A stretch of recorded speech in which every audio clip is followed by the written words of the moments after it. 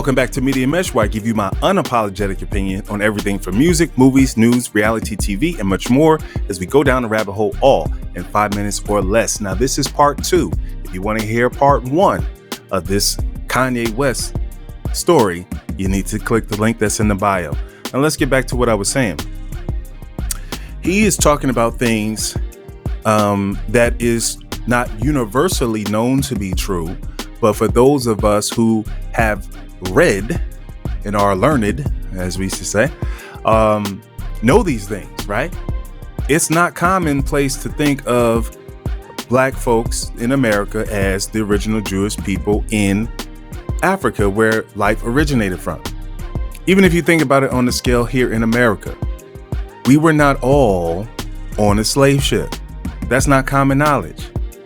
He's saying something very deep. I'm going to play the video, so stick with me and just think about it. Leave your biases, leave your judgments about what he's saying or what you think about him personally, who he votes for, the whole Trump thing. I'm not concerned with that because, you know, I see exactly where this is going. I see what he's saying, but let's listen up. Let's see if you can pick up what's going on here. One bad man in her life that can make her dislike men. Mm-hmm. Let her have 2, let her have 3, let her have 4. There's got to be over 10 times that I've been screwed or bad business has been done with me just in the past 2 years. In the past 2 years alone.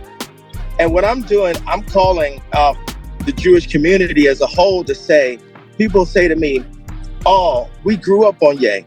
And talk to your brothers. Ask them, why is Jay upset? Everybody, all they want to do is silence and shoot the messenger. But you have to understand. You have to understand how. Wait a second. You have to understand. I'm not finished, sir. All right, but you already made a point that I need to deal with. But go ahead. Let me know when you're done. Okay.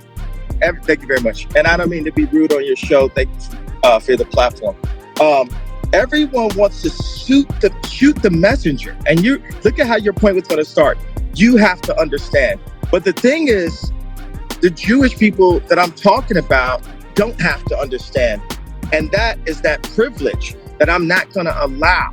When I wore the White Lives Matter t-shirt, the Jewish underground media mafia already started attacking me.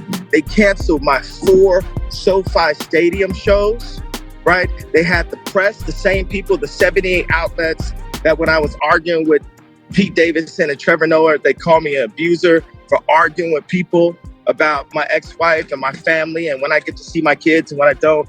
And they just immediately disrespect me. They keep the crazy narrative going. They never call me a billionaire. We never. All right, let's take a pause right there. So what he's also realizing, from my estimation, is that, yes, they will, like I mentioned in the last video, the same people that build you up will ultimately be the same people that take you down. And you can't have it both ways.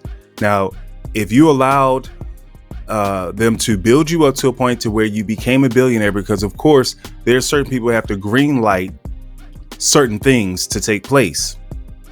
What you're not supposed to do is step outside of the lines, right? There is a certain agenda that you are given.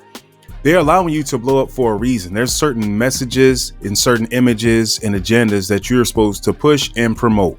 When you step outside of that, now you are putting a target on your back. He's saying that there is a group of people who control these things. He's on the inside. So it's not like he's talking out of his behind like people who just don't know what's going on. He's in the inside. He is benefiting from the influence of these people that have pushed him and propelled him to the top to where he's at.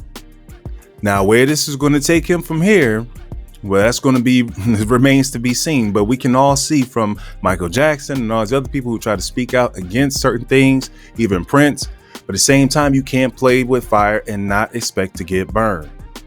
So, in closing on this matter, this is very sticky. I would watch very closely what happens next for Mr. Kanye West if his deals and endorsements start to fall apart and they break him. Until next time, peace and blessings.